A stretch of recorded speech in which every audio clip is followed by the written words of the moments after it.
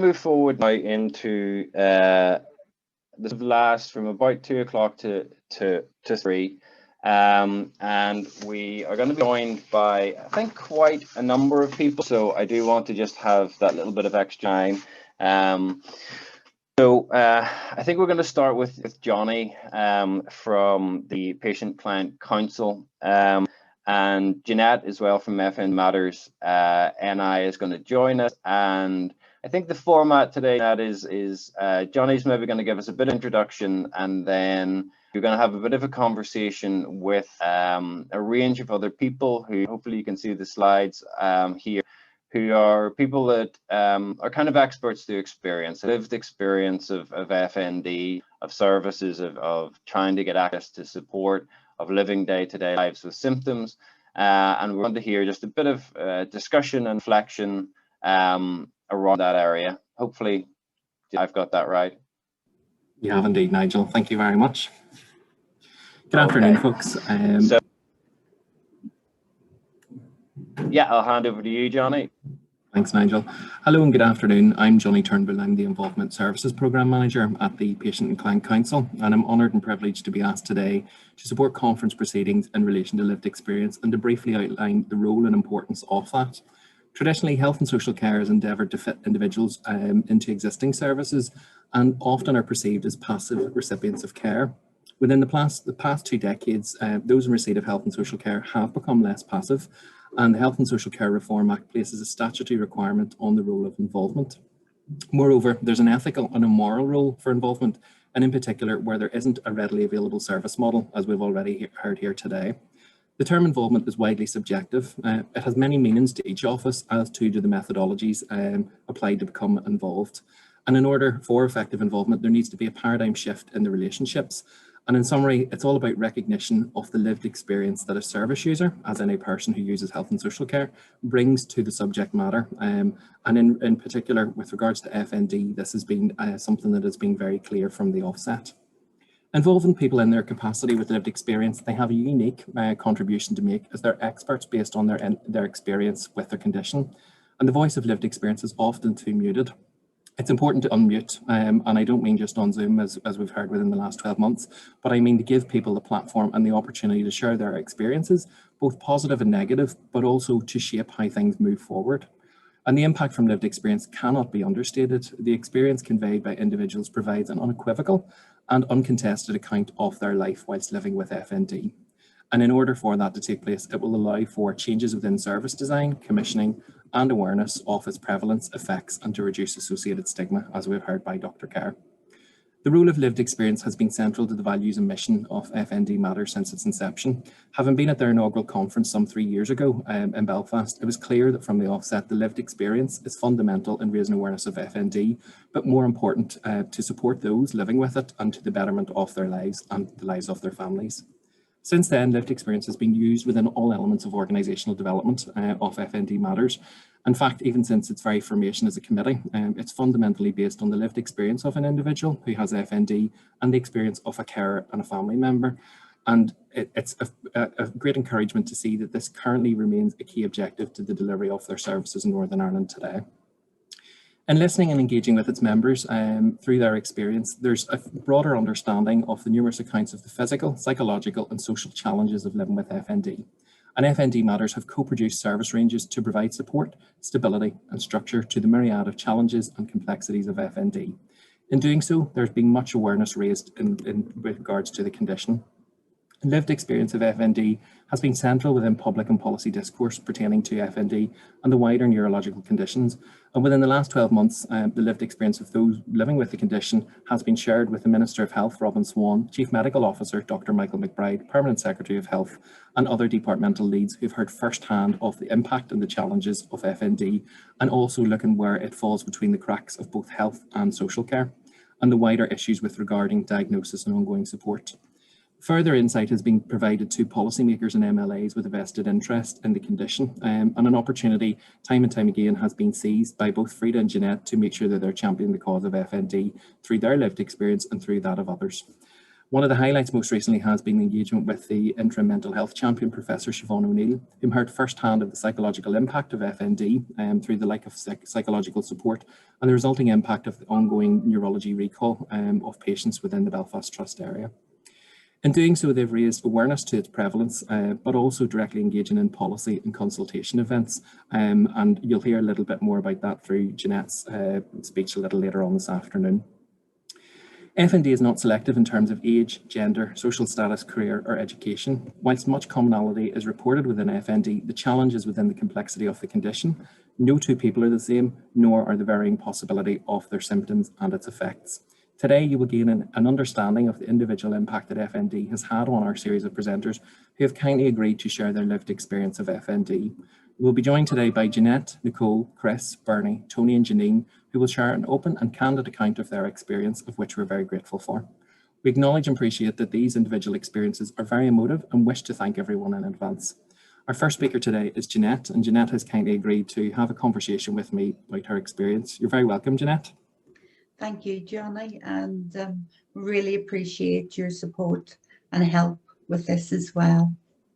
Thank you. Tell us a little bit about your experience of FND. Well, I have been ill since I was a young girl. I had mobility problems, loss of power, spasms and absent seizures. My mum took me to the doctor on numerous occasions, but he blamed her for being overprotective and me for attention seeking.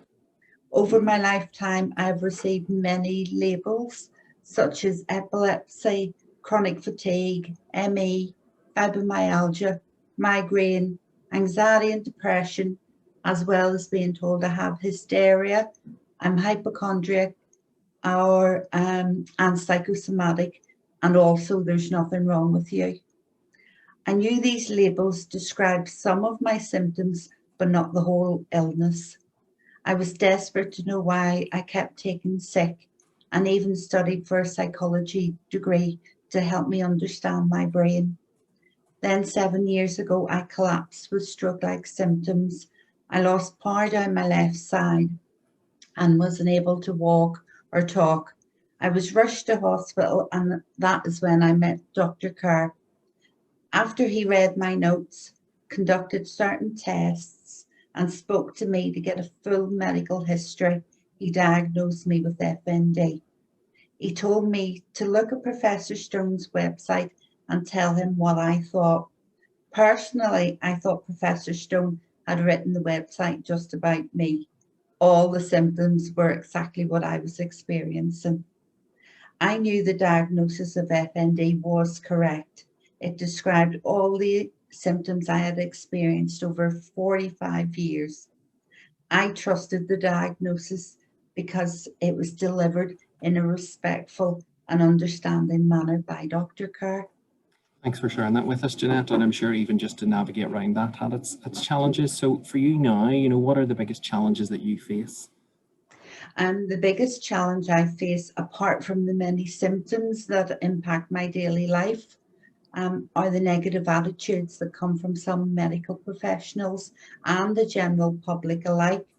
Unfortunately, due to the lack of understanding and FND education, this is a common occurrence. Some comments can be offensive, dismissive, and very, very upsetting. Thankfully, more and more professionals are wanting to know about FND, and I think the number of health professionals that are on today shows that they do actually want to learn. Definitely, and I'm sure today's been quite encouraging, just seeing, as you said there, the number of health professionals, but also to hear colleagues talk about the associated stigma and some of the challenges. So for you, obviously, FND Matters was established 3 years ago. You've seen a huge trajectory of development for the organisation and the support for people with FND. Do you want to talk a little bit about kind of how it came to its inception and where it's at today? Well, when I was diagnosed, there was no local support or specialised services. I decided then that we needed services and support structures at a local level. Dr. Kerr was fantastic and put me in touch with Professor Stone and Dr. Little. I spent the next 4 years establishing a network of contacts and decided I needed to take the next step and set up a specialist FND voluntary service. I had over 20 years of experience within this sector, so I knew how to begin. Of course, due to my poor health, I knew I would need help, so I approached Frida, aka Mum, and I have to say that she thought she was just going to be sending out a few emails, but 3 years on, we together have managed to set up this charity, and the work that she does, it's led us to this stage, and without her and her work and the amount of work that she puts in, we wouldn't have been able to get this far. Excellent, and what a dynamic duo you definitely make. And I suppose kind of, be remiss of me not to highlight that, that you said there about those networks and the connectedness. That's obviously, that has been quite key in all of this coming to the fore. What has been, what would make the largest impact for those networks and those contacts that you have, in terms of really helping their lives? What's the one thing that you think might help? 3 years ago, our conference attracted 40 people, and today there were over 200 registered. Very few people knew about FND back then, and now we're finding that both professionals and the general public are saying, yes, we actually do know about it. Well, we've heard of it. We might not know an awful lot, but yes, we've heard of it, which is fantastic. But there still needs a lot to be done, especially amongst GPs and schools. Mm-hmm. As Frida said earlier, we were involved with many organisations and charities, such as the Patient and Client Council and the Personal and Public Involvement FNDMattersNI and the Neurology Review, just to name just a couple. We have established a Facebook peer support group and weekly Zoom group. We've organised comprehensive training for our counsellors, our befriender and ourselves through FNDMattersNI, Terry Shevlin and Dr. Little. We also have a care support group and just recently a young persons group, and we're expecting very exciting things from them. I have to say that all these people are volunteers, and without them and their very, very precious time, we would not have been able to offer these much needed services and support structures. Yet I have to say, if we had funding, these services could reach numerous people and helping them with the FND. Definitely. You said about the resources. What kind of thing would make the largest impact for the lives of those with FND?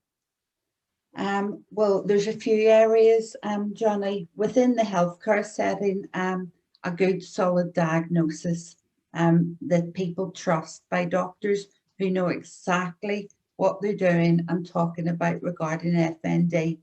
Then after the diagnosis, a clear care pathway with services to suit the person's need. A quick, correct diagnosis and the proper care will enable better management of FND, in turn leading to a better quality of life.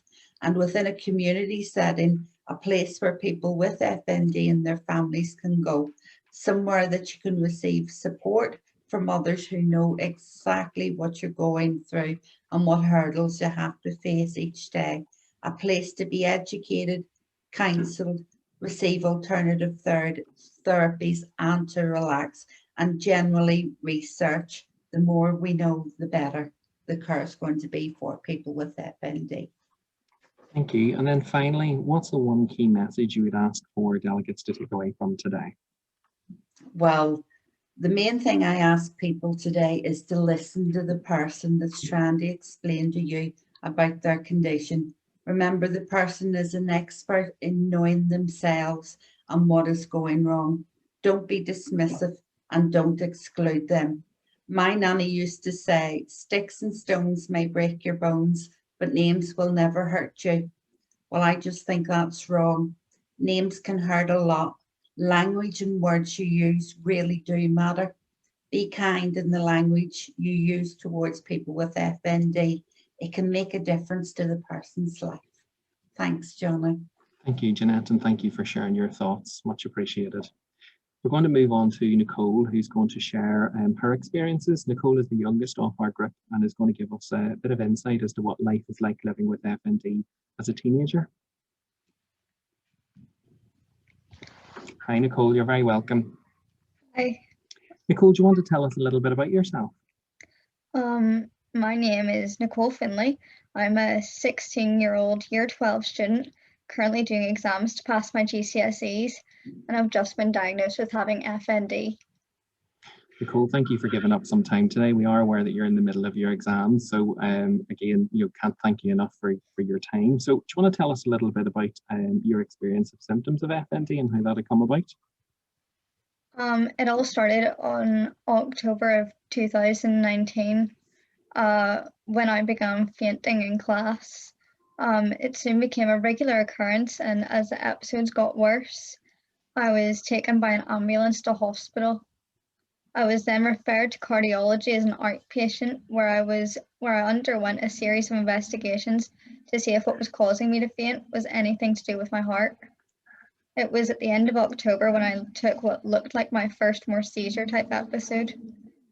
Various seizure episodes followed after that, both at home and in school, becoming a regular occurrence with an ambulance being called due to the tonic-clonic nature of these episodes, resulting in me being taken to hospital. It was on one of these occasions when a paramedic suggested that we take videos of the seizures and take a note of them so we would have a record of them. During this time, I was referred to the Mater Hospital to undergo an EEG. But every time I was taken to A&E or seen a doctor, they would all say that you ticked some boxes, that it may be epilepsy or that it may be to do with your heart. There was never enough boxes on either side to say for definite, yes, it's neurology or yes, it's cardiology. Then in November of 2019, I took a double seizure in school. I was then taken to Antrim Area Hospital where I was admitted. The next morning, I was seen by a consultant paediatrician who was made aware of the videos my family had taken of my seizures. After viewing these videos, the paediatrician concluded that although they looked bad, they were too likely to be epileptic attacks. I was then discharged. Unfortunately, I still had no diagnosis. A few days later, I had my first pre-arranged appointment with another consultant paediatrician. After a long consultation with this paediatrician, who viewed the same videos the other had, concluded that it was epilepsy and offered information on treatment, which would come in the form of anti-epileptic medication, Capra drugs. I pointed out that I was confused, as the other paediatrician had come to the conclusion that it was not epilepsy after viewing the same evidence a few days prior, and asked that they hold off the diagnosis as I was still waiting on having a sleep-deprived EEG, which would have confirmed whether or not I had epilepsy. The epilepsy diagnosis was concluded on the basis that anxiety and stress couldn't cause the types of seizures viewed in the videos provided. When the ambulance came after it was called by the school, it always took me to Antrim, as it was nearest the hospital. However, the paediatrician in A&E told us that there was no neurology team in Antrim. I continued to have seizures both at home and in school, and one Saturday night in December, after a seizure at home, I was taken to A&E at the Royal Victoria Hospital in Belfast because it was different. It looked more severe. After being examined by the doctor and having them view the video of the seizure, it was then decided to admit me to hospital so I could be seen by the on-call neurologist in the morning. The neurologist viewed the videos, and after speaking with my family, he came to the conclusion that it was unlikely to be epilepsy due to the length of my seizures, but organised a sleep-deprived EEG to confirm his diagnosis. The sleep-deprived EEG was carried out, and the neurologist confirmed that it wasn't epilepsy, and he diagnosed me with NEID, non-epileptic attack disorder, or dissociated seizures. He then made a referral to clinical psychology for talking therapy. I was given a printout fact sheet about NEID and discharged from hospital. A month later, at a follow-up appointment with the neurologist, it was confirmed that the diagnosis of NEID was correct. After this, the neurologist discharged me from the clinic as I was on a waiting list to see a clinical psychologist.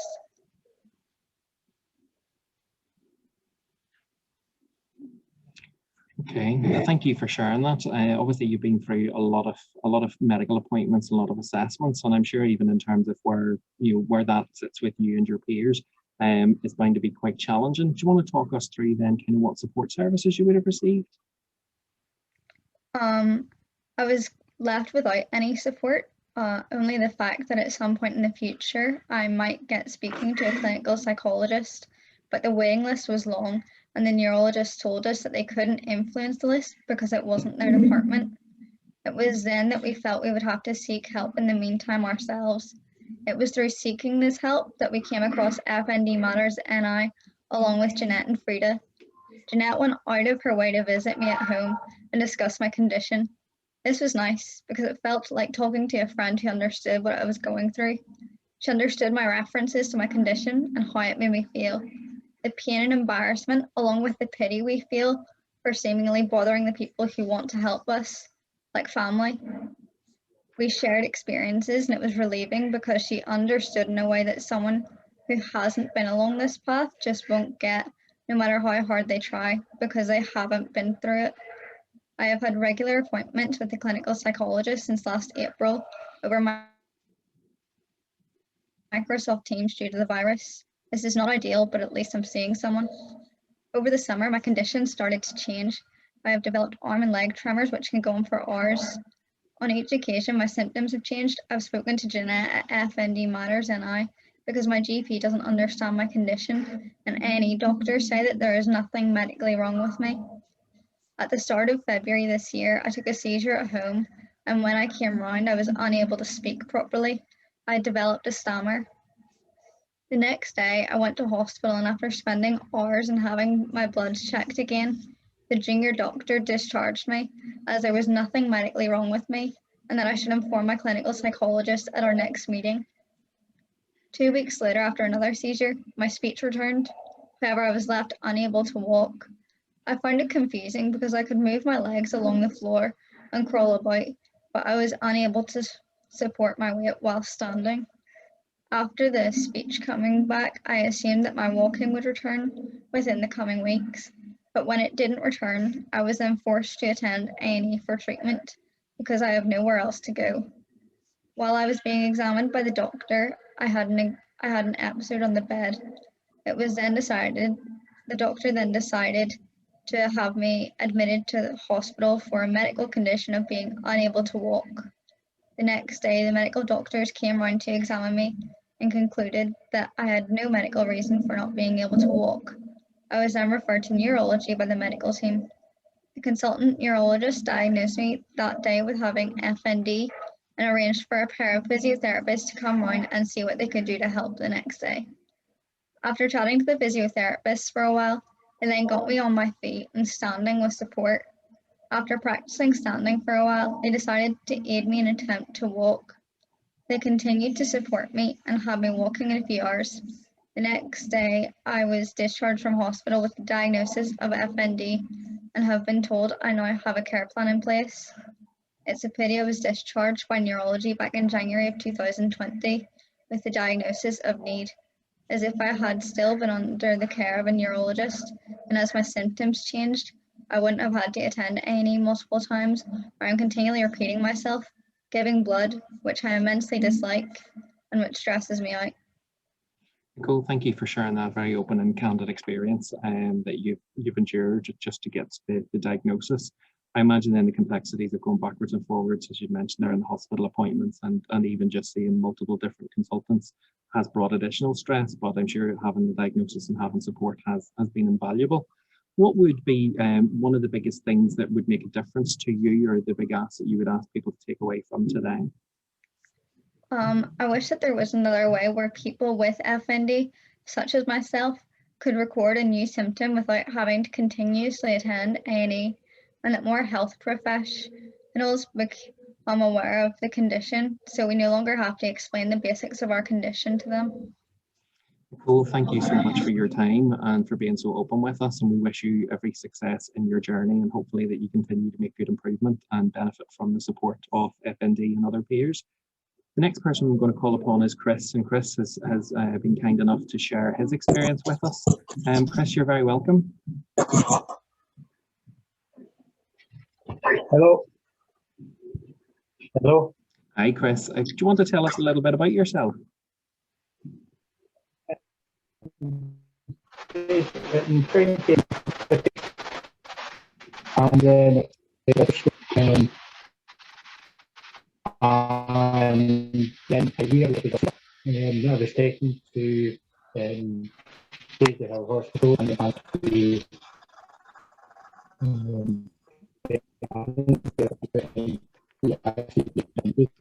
Yes, unfortunately, we seem to be having some audio difficulties with you. Would there be any possibility we could come back to you if we go to one of the next speakers, if that's okay?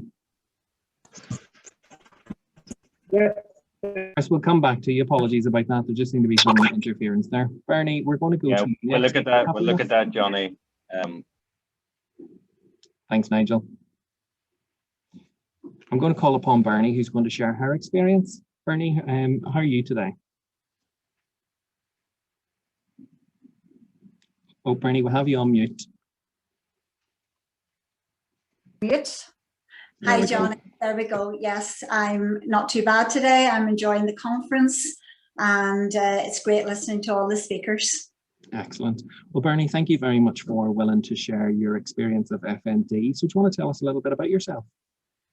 Well, Johnny, I have functional dystonia, hemidystonia to be exact, affecting my left side.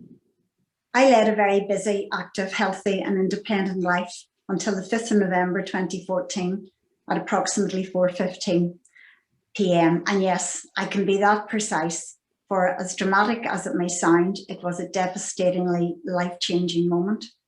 My brain, my body and my world exploded as one, and nothing would ever be the same again.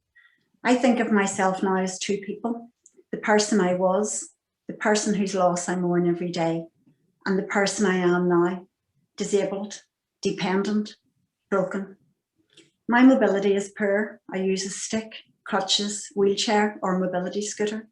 My body is twisted. I have spasticity in my left arm, hand and leg. Numbness, weakness too. I also have numbness to my face and neck. I'm constantly fatigued, in pain and have cognitive issues. My speech, voice and swallow are occasionally impaired. I need help with my personal care and around my home. I lost my job because of what happened, a job I loved, took great pride in and was dedicated to. My poor body image feeds my insecurities and anxieties and reinforces my feelings of worthlessness. Bernie, thanks for sharing so much there in terms of how that's impacted you, both in terms of psychologically, emotionally, and even kind of stopping you in your prime, and the parallels of kind of pre-FND and post-diagnosis of FND. Are you happy to share with us a little bit about when you began to experience FND? Yes, Johnny, my story in brief. In May 2013, I collapsed. I couldn't breathe, couldn't open my eyes, but I could hear. My hands and feet were twisted in spasticity. I had weakness in one leg and slurred speech. I recovered eventually physically, but my brain was never right. It felt slow and heavy. I likened it to the gears in a car. I normally worked in top gear, but was now struggling in first. It was another 6 years before I learned this was called tetany, and my body's reaction suggests a vulnerability in the wiring in my nervous system, in how my body responds to physical and emotional stress, and was relevant to what was to come. 18 months later, November 2014, during a period of unprecedented work-related stress and lifting a heavy weight, an excruciating pain ripped through my lower back, rendering me barely able to move. I felt an immediate heaviness from my waist down both legs, like they were filled with concrete. While I tried to walk, it felt like I was trying to wade through quicksand and what felt like an electrical current running throughout. At my eventual diagnosis 5 years later, I was to find out the significance of that moment. I was referred to a neurologist in 2015. Along with my symptoms, I had brisk reflexes in all 4 limbs, and an MRI revealed lesions on my brain. So my journey led me down the path of MS. In 2019, it was confirmed I did not in fact have MS, but possibly FND. I was given an envelope with neurosymptoms.org in it, and after a brief few words, it was suggested I look it up. At that point, my world was spinning on its axis.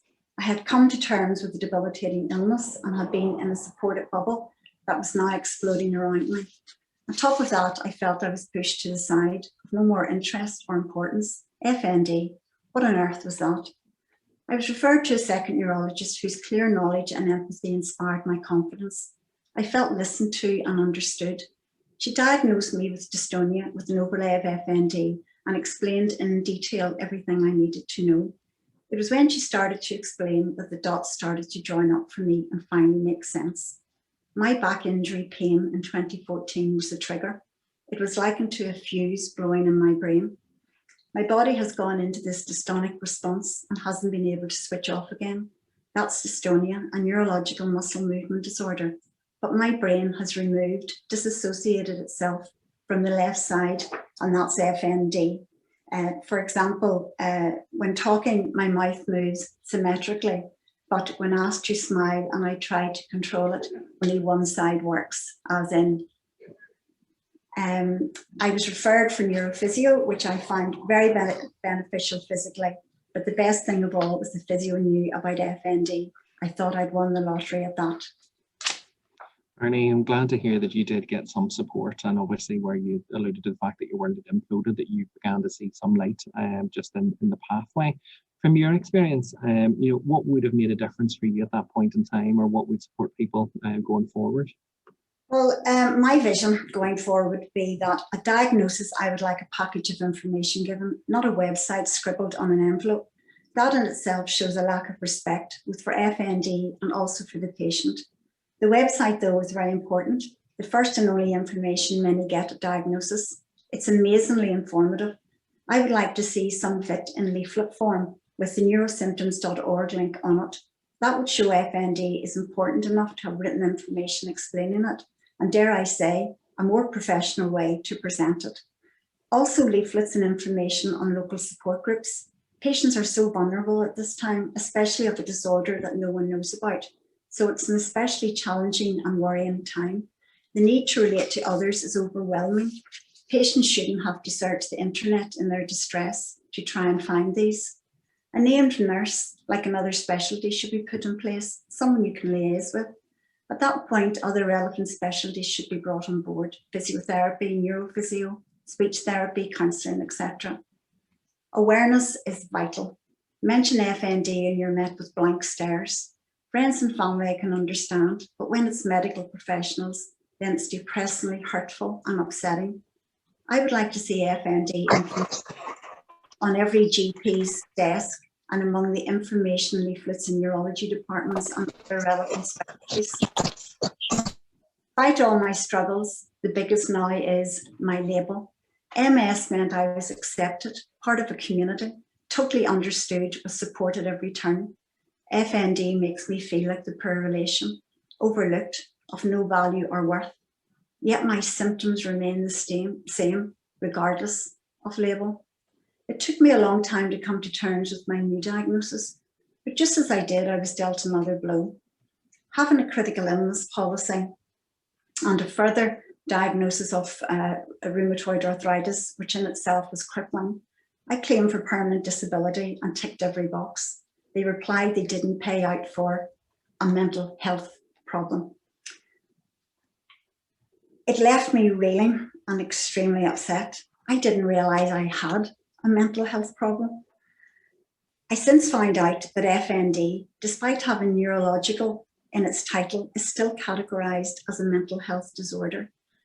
And I feel that it is a great injustice to many of us who have it, and the greatest obstacle to FND moving forward and being taken seriously. At the very least, it should be in the neurological section too. After all, mental and neurological are both disorders of the same organ. FND shows that above all others. Thank you for that, Bernie. And again, I suppose, there's a number of things that people will hopefully take away from what you've just alluded to, but if you had one key message that you want the audience to take away from today, what would it be? I want, when I mention FND, that no matter who I'm speaking to, even if they don't know the ins and outs, they at least have heard of it and of how debilitating it is. I want to be treated like I have an illness that is real and it matters. I matter. Thanks for listening, Johnny and everybody. I would like to say, though, before I go, a huge thanks to FND Matters NI, to Jeanette and Frida for being such a great support and for the fantastic work they do in bringing awareness of this challenging, debilitating condition. I couldn't do without them. Thank you, Bernie. Thanks for sharing your experiences, and thank you for those kind words. Not at all. I'm going to call upon Tony, and then we'll go to Chris afterwards, if that's okay. Tony, how are you today?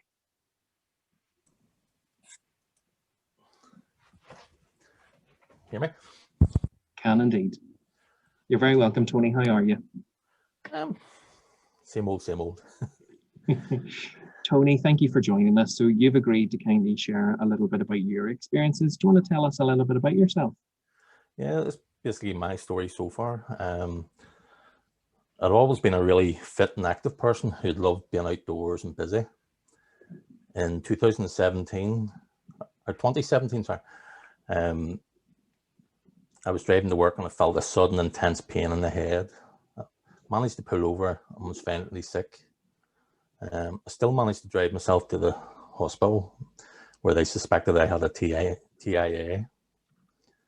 While in hospital, I had CT scans, an MRI, and 2 lumbar punctures, as the first one was incorrectly carried out. I still suffer from severe back pain and numbness because of this. A referral was made at this stage for me to see neurology as an outpatient. In November 2018, I was at home when I collapsed. My wife and son heard the bang and found me unconscious and unresponsive. I was taken by ambulance to the Ulster Hospital, which is thankfully only 3 minutes door to door if you go by blue light. I spent 5 days in hospital, underwent loads of tests, including more CT scans, an MRI, and I saw a neurologist who told me I had probably fainted.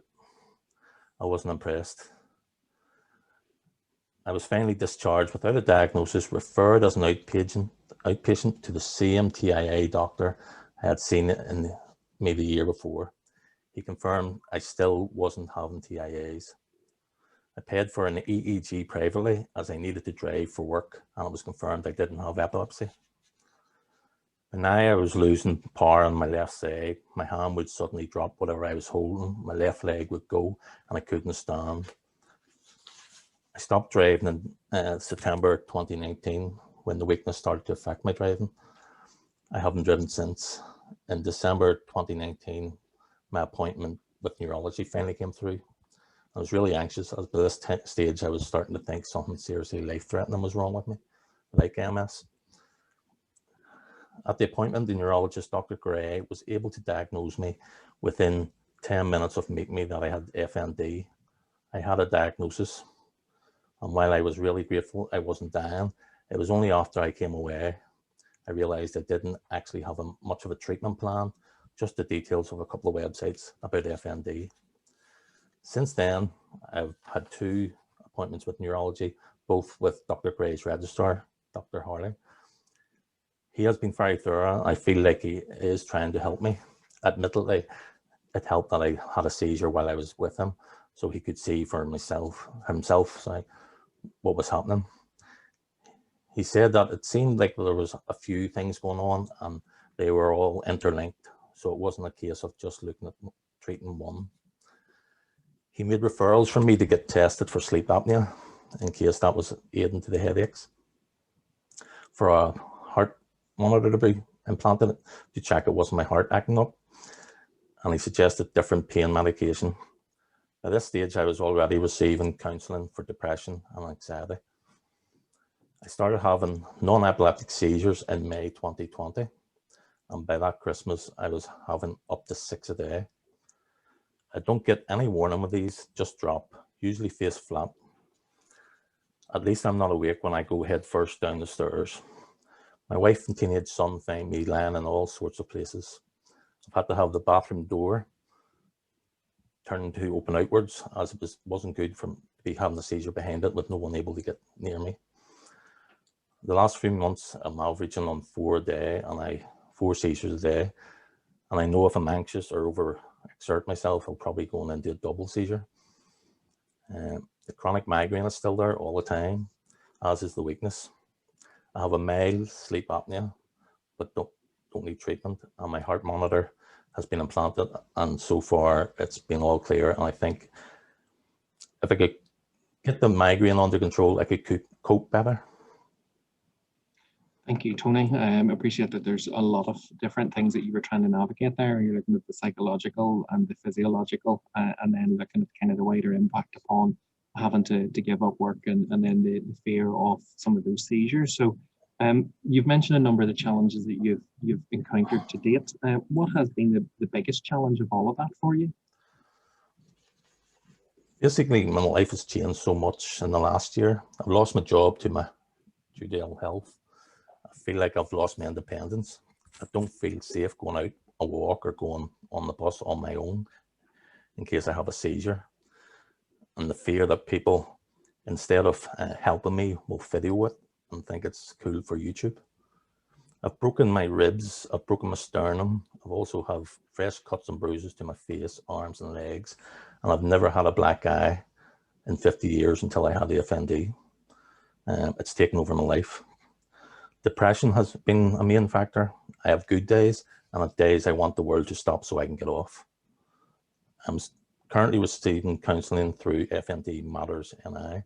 I've joined their weekly group Zoom meeting. Being able to talk to people with similar experiences helps me know it's not just me. Something that has become clear to me is that no two people with FND have the same symptoms. Thank you, Tony, and thanks for that very open and candid overview of your experience. Delighted to hear that the peer support and counselling is of some support, and hopefully that continues on that trajectory. What is the one thing you would ask people to take away from your experience, or what if you had a wish list that people could go away and act on? What would you ask them to do? All of this is hard to accept for both me and my family, and I'm thankful for my support, especially my wife and son. As with other hidden disabilities, I don't think people with FND are treated equal as those with visual disabilities. Personally, I don't feel that there's a lot of treatment options available in Northern Ireland, and there is a severe lack of awareness by both GPs and NE doctors. It's really frustrating having to explain what I have every time I see a doctor, and I hope events like this conference will help raise awareness. Tony, thank you so much for sharing your experience with us, and thank you for those parting words. Very much appreciated, and we wish you every success with your continued improvement, and hopefully you get the support that's needed. And sorry, just like Bernie, I would like to thank Frida and Jeanette for all the support they have done for me, and lining up the counsellor for me as well, and it has helped, to be honest, and thank you for their support throughout. Thank you, Tony. Much appreciated. Yes. I'm going to call upon Chris, and hopefully we've got through those IT gremlins. So, Chris, can you hear us okay? I can hear you. Can you hear me? We can indeed. Chris, thank you for joining us again and for your patience. So I had began to ask you to tell us a little bit about yourself. So apologies if I asked you to repeat that again, but if you could, that would be great. Right, okay, in 2018, I had spent 50 and then I looked disorder. And then 6 months later, I took a stroke. And then exactly a year later, I had my first seizure. I was taken to hospital and at Casey Hill, and then transferred to Craigavon. I was then in the ICU department and put in a induced coma. I was then told I had epilepsy and sent home. Then 2 months later, I had another seizure. My sister-in-law found me, and then on the way to the hospital in ambulance, I took another seizure. Again, ICU, and put in an induced coma, and then treated for encephalitis, and came out after 8 to 10 weeks. And since then, I was having various seizures and taken to the Royal, the Mater, City Hospital, and to Donald. Each time I was here, and there was a doctor at the Donald who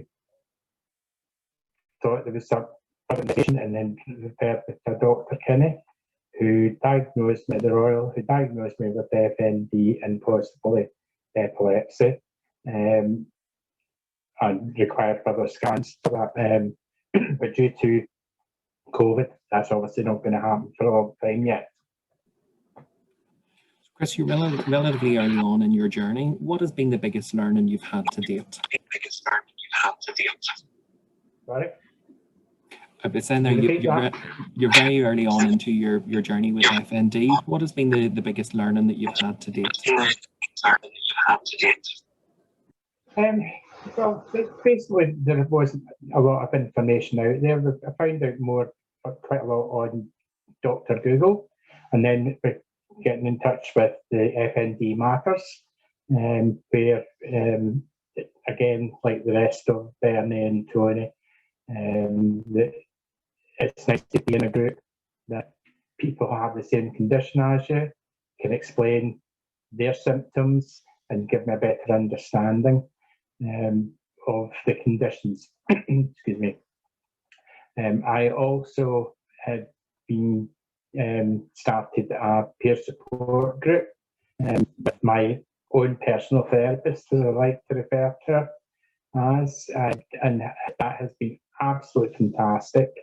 Again, she's just there to provide information, listen to my issues and problems, and it's just been fantastic. Excellent. And again, kind of common thread there that seems to be running through is that connectedness and that peer support with the mental health and the long-term effects of FND. Chris, the final question then for you is, what's the one message you would ask delegates to take away from your experience?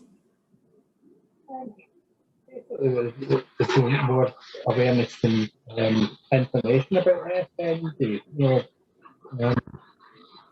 There isn't a lot out there, and again, with my experience, FND causes epilepsy. For having a medical person and public. Not too sure. I think I lost that last bit there, Chris. Would you mind repeating that? Just create more awareness in the medical person and public. Brilliant. So that was just to get the message out there into the public. Certainly, hopefully from today, that will help. Chris, thank you so much for your time and for sharing your experience. And we wish you all the best with your continued rehabilitation. Could I just thank the FND Matters and especially me. Thank you very much. Thank you. I think the audio cut out there, but I believe you were thanking just FND Matters for the support. So thank you for that, Chris.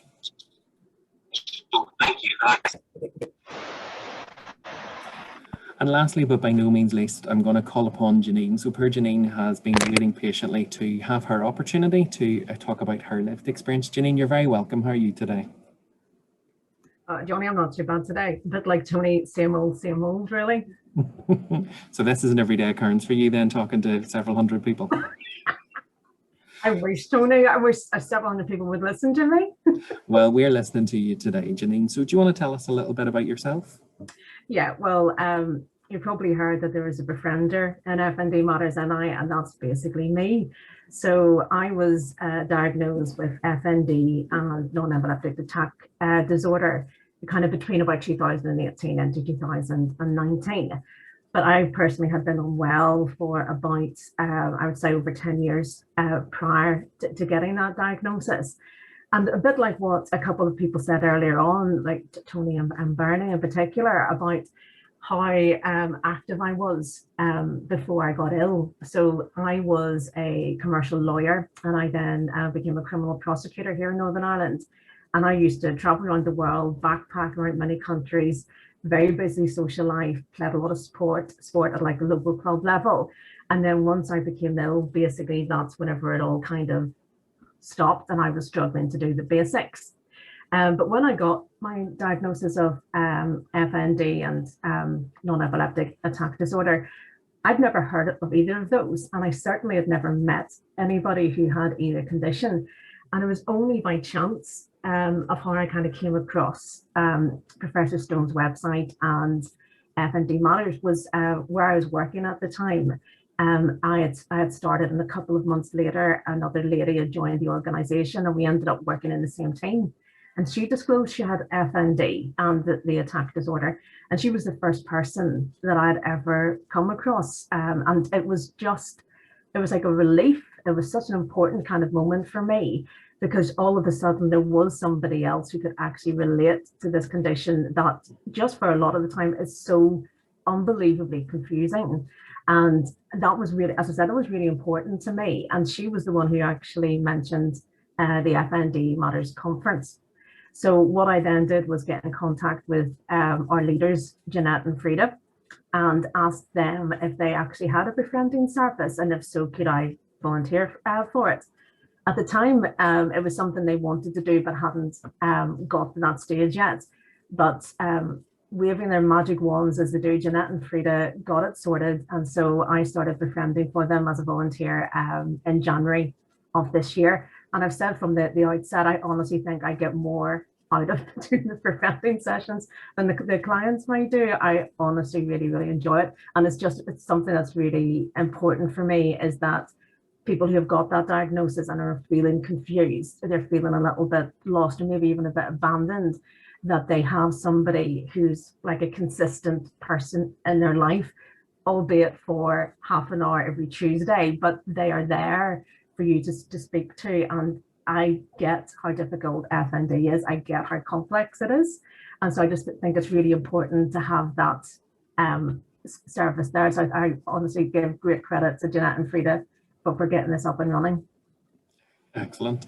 And it's great that you've channeled kind of your own circumstances and your experiences to support others. And one of the things that you had mentioned, as had everyone else, it was that bit of stability in a very unstable environment and that uncertainty. So I'm sure many people have benefited from it and will continue to do so. Janine, thinking about you and your experiences, how do your symptoms present, and what impact does that have upon you? Johnny, we don't have long enough in this section for me to start listing the symptoms I've had for over a decade. But just to let you know, they've been very wide-ranging. They've impacted upon my life.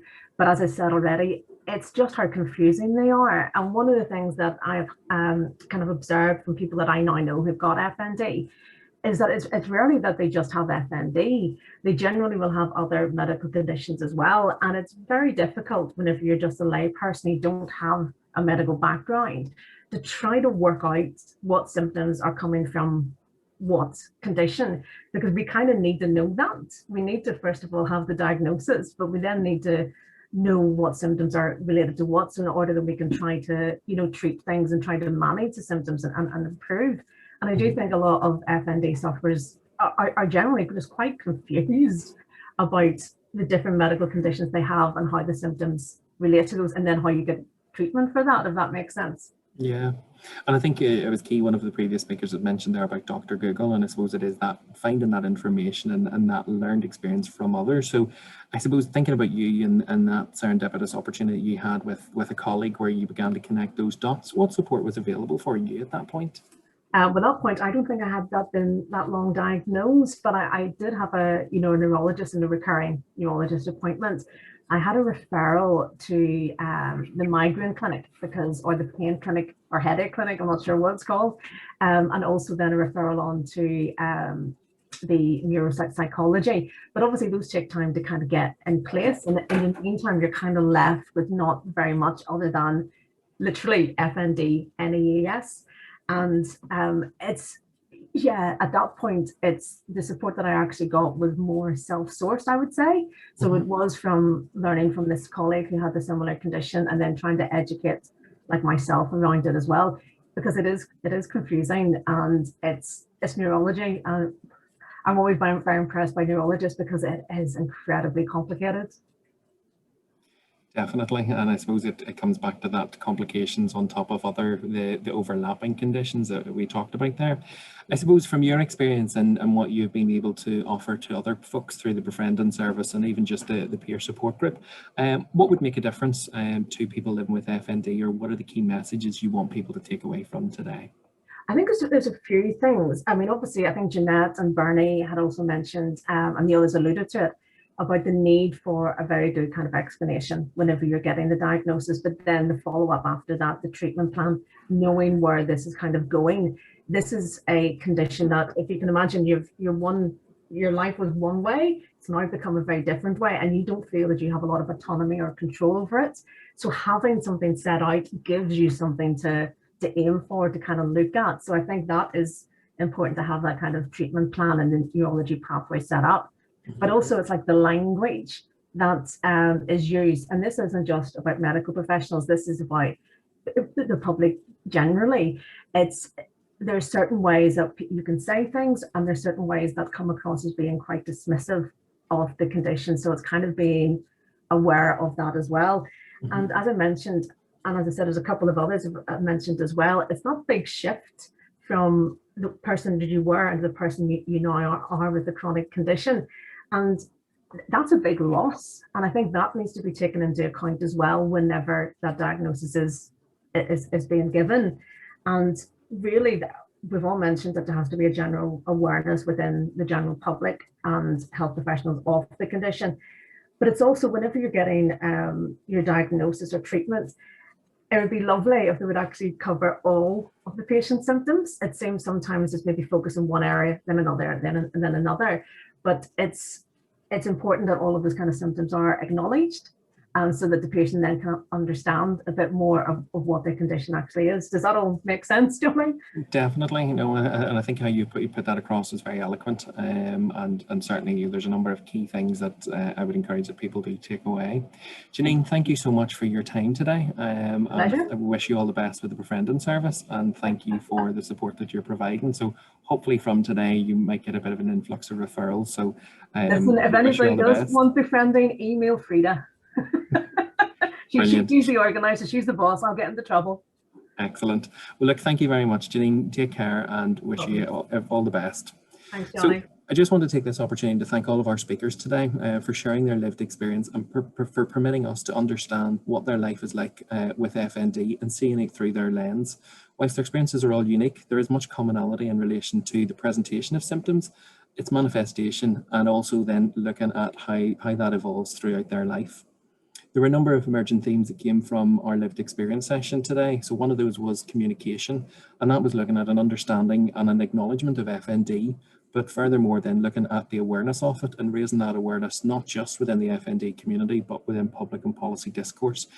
And furthermore then making sure that they're supporting literature, they're supporting documentation, and to help people at the early stages of their diagnosis or finding their way through their journey. The second element then was coordination. So a focus on treatment, a focus on diagnosis and a patient pathway for FND. And that is also taken into consideration where there are some overlaps, as we heard from colleagues earlier on today, in other conditions, but also making sure that there's ongoing support with the myriad of symptoms associated with FND.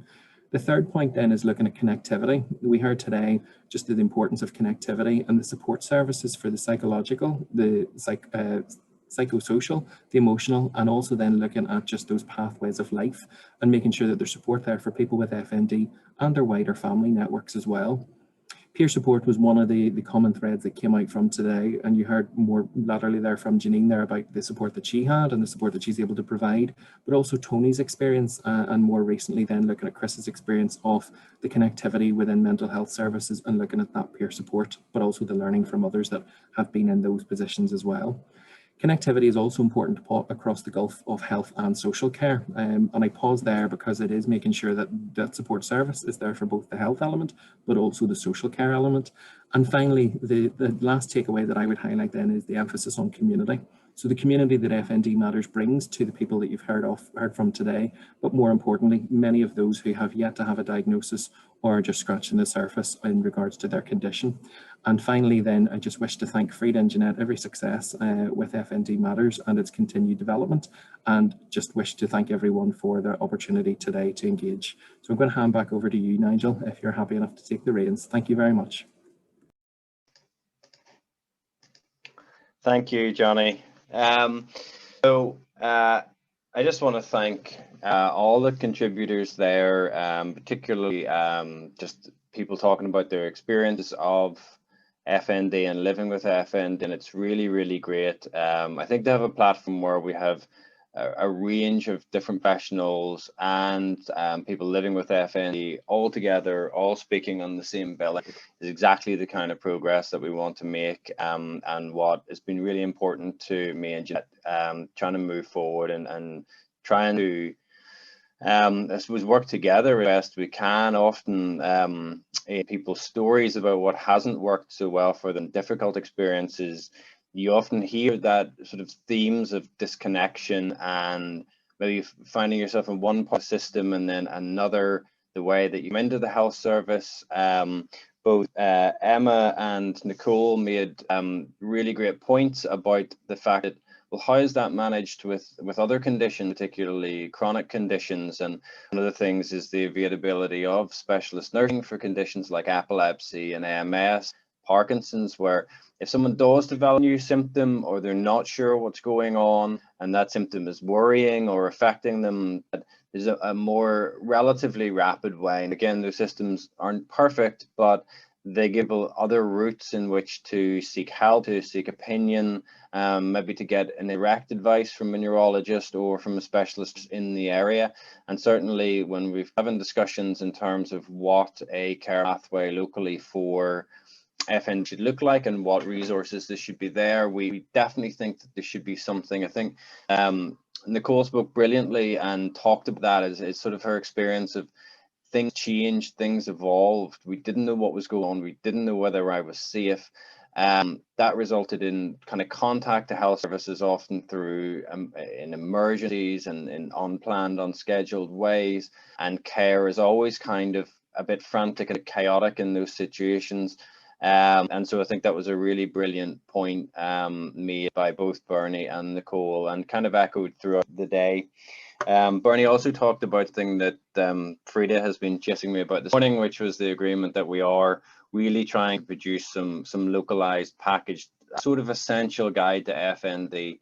The other thing in everybody's stories, and it kind of reflects both what the professional speakers were talking about, and then when you listen to your stories, that dual process, the need to try to diagnose FND, but just because you have FND does not guarantee you don't have something else, and that actually the same processes need to occur. And with complicated symptoms like blackouts and neurological symptoms, there's often a need for multiple different departments to be involved, and they're working at different rates and different ways. And so the whole complexity of things, which is kind of confusing for both sides, and all because symptom numbers and symptom severity tend to be quite high in people with kind of significant FND. The range of symptoms and the range of different ways people can be affected kind of necessitates lots of different people to be involved in care. And again, without a sort of central team or without a specialist service, it's just understandable in some ways that that's just often really poorly coordinated.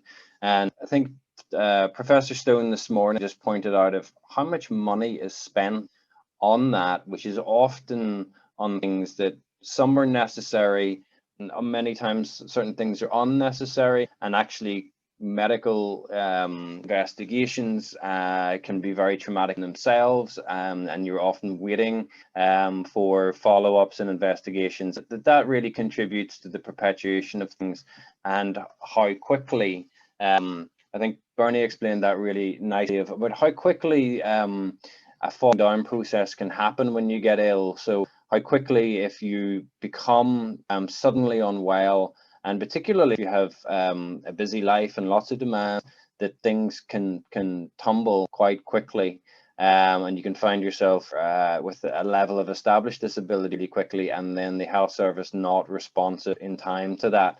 So I think it was just reflected really well in everything that just people's stories. And it's also good to hear that there's two sides to those stories, which is there's definitely things that should and could be done better and things that we hope will improve. But also within there are also stories of at some point coming into contact with a professional who was FND aware, was FND friendly, about getting through a process and about hope on the other side. And I don't want to be lost either in terms of that you hear that, as well as the importance of links with the health service and FND Matters, the links between other charities, and everyone pulling together and trying to work as a whole system. So I think it was really good to reflect that. The other thing that was just mentioned, and it's kind of been talked about today and picked up again, Professor talked about it this morning, but and it's something we were talking to the council about the idea of FND. Is this a mental disorder? Is it a physical disorder? And generally we find these arguments are quite circular and end up being really quite destructive. Most of the talks you've seen today really show that FND is kind of an interaction between body and mind, and that trying to divide it up isn't really a helpful thing. FND, or functional neurological symptoms disorder, does appear in the DSM, which is an American Psychiatric Diagnostic Manual. Now also things like Alzheimer's and other brain disorders all appear in that manual. So it isn't just, I suppose, considered just solely if you think it's something psychological or mental. So modern understanding of lots of psychiatric problems also go down this route, that neurology, and as Professor Stone was kind of highlighting, that yes, it's in our brains, and our brains are important. Our lives, our experiences, our minds are also important, but we want to give equal weight to both.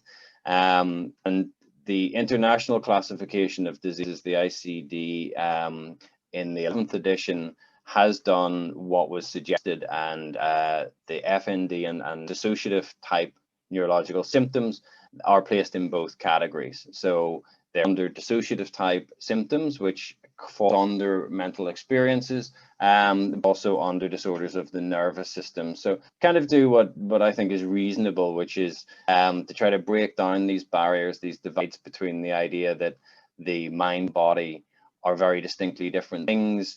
And unfortunately, that's how services have been designed. And so that's one of the reasons why people with FND find it so difficult to access services, because the structure of the health service, how we've designed it, how we think about it, has gone down these kinds of divides between neurology, psychiatry, psychology. And I suppose what FND does is show us the fault in that system, and the fault in how we think about health in general. And so hopefully something that a more modern health service as we move forward, that those barriers will break down. So Jeanette, I don't know if you have anything else you want to add, or anyone else who's still around wants to contribute. Any other? All I want to say is just to thank everyone today. I think it's been a fantastic day, and the amount of people that actually registered has been amazing. And I think between us all, we're getting the word out there. I'd just like to thank Professor Stone, Glenn Nielsen, our own Dr. Kerr, Raymond, David, Natasha, Johnny, Nicole, Bernie, Chris, Tony, Janine, and of course I can't forget yourself, Dr. Little, for all the work. I can if you want. No. Thank you so much for all the work that you do, and I'm often getting emails telling me that the work that you do and the support that you give to people with FND is so valuable, and they don't know what they would do without you. So thank you so much, Dr. Little.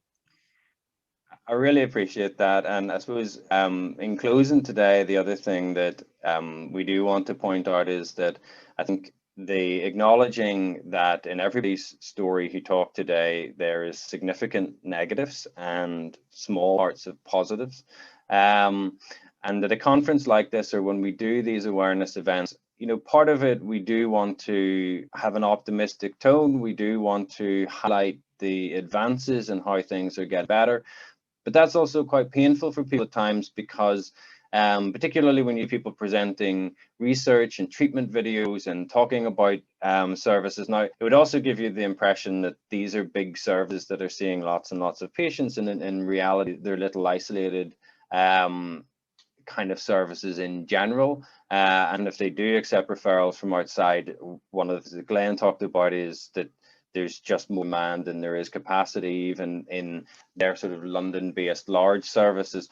So just recognize that it is hard, particularly if you're someone living with FND, that to hear some of that and to hear, in a way, to positive experiences if that hasn't been yours or you haven't been able to access something.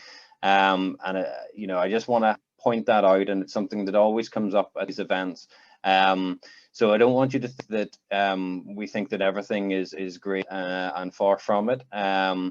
But you know, these events have been growing each year. The profile has been growing each year. We are in a better position than we were last year, and FND Matters has been really central to that and really shows the way forward in sort of working in partnership with people living with a condition, with their families, and with the charitable organizations. And that's reflected in lots of other areas you find in most other common neurological conditions. And as we talked about today, I suppose concern. So lots of people's stories had a sort of meeting the someone else, the feeling like I didn't really know other people had this, or I really had never heard of this before. And it's one of the things is that people with this condition often are afraid to talk about it. They're afraid of what people will make them. They will often have had negative encounters or felt dismissed, or felt that their problems aren't taken seriously, and often they've decided to, as I say, not publicly talk about that. There's also the points that Bernie made, which is one of the issues, is that people can make assumptions about you. So if you have FND, does that mean that your mental health poor, or that you've had difficult experience in your life? And that's often something that with lots of other diagnoses, that's an extra element that people don't have to deal with. I mean, I think actually we think about mental health, and mental health stigma and openness about mental health has progressed, particularly over the last 10 or 15 years. It's way ahead.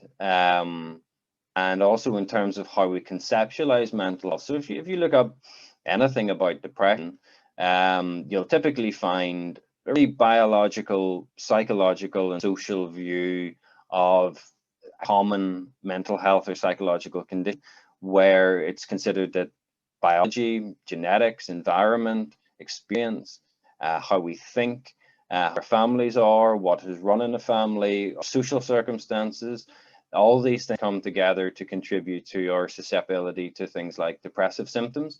And that's pretty well accepted now. Yet with FND, where it's a condition that really shows us that the mind and body are connected, that interfaces between the two contribute significantly to symptoms, that sometimes seems a bit more controversial. Now, part of that is also because when you first get FND, for nearly everybody who develops FND, the first thing that they think of, that their family think of, and that the doctors think of is not FND, and it's never likely to be FND. So the other list of differentials, like we talked about today with stroke, they are always going to be prioritized, because as Dr. Carrot explained, the time limitation in treatment of that and trying to prevent damage or potentially death has to trump everything else. Same with seizures. If they're not sure, treatment is always going to be defensive in order to protect people for potential risks. But often that's not very well explained afterwards. So most people that come to hospital in what appears to be a generalized seizure are going to be considered for treatment for that or management of that because of the danger and protection. And I think it's sad sometimes actually that the health service does sometimes do things for reasons of protection and safety that actually are on with further investigation or revised, but people often have the experience of not having that explained. They're not understanding their process. And I think the thing that people have pointed out today, and when people are talking about their stories, is just how complex they are, and just how complex the Janine pointed out, you know, just how complex and the amount of information that goes into neurological diagnoses, investigations. And I think because there's so much information and things all happen so quickly that it's just nearly impossible to process. And so, you know, attending things like this today, continuing to learn the counselling service, a suite of new information, bit by bit, we are trying to help, and we have to also give the process time. So when any significant diagnosis happens, when any significant life event happens, we just can't deal with it quickly. And it in some ways just can't be easy because it's not easy, because it's a real thing. It's a really difficult experience. And there's an element of that where we're always going to have challenges, fears. I mean, most people, when they're given a diagnosis, particularly in a very short space of time in terms of a review, it's just hard to take any of what was said in. And it has been pointed out, and it's a really recognized thing, that the mismatch of being directed to a website or information compared to the symptoms and how dangerous it seemed in terms of lots of people talk about really being in a situation where one of the traumatic things that happened to them was the symptoms themselves. So being completely unsure of what's wrong, feeling that their life could be in danger, feeling, am I going to see my family again after this? And that also has a role to play in understanding how to get information to people and when's the right time, and making that information accessible and things people can go back into. I don't think it's ever going to be possible for FND or any neurological condition to be able to explain it super quickly or make it less complicated than it is. Neurological problems just are by their nature complex, because people are complex and brains are complex. But I think we can all do a lot better in that and have different ways that people access information. And that's something that we can try to do with the resources we have, and to make better use of the resources we have, and a good investment of time. We'll continue to push and advocate for the commissioning of services specific in Northern Ireland, and I know Jeanette and Frida won't let me stop anyway at this stage. So hopefully next year we'll have some other announcements and progress to share with you. And just thanks on behalf of everyone, and thanks to all the speakers and that contributed questions. Sorry if we haven't been able to get to everything today, but I think another really successful event, and Jeanette and Frida, all credit to you for organising another really successful conference. And just, yeah, thank you very much. Thank you, Dr. Little, and thank you for everyone joining us today. And it has been a fantastic day. Keep safe, everyone. Thank you, Dr. Little. Okay, thank you. So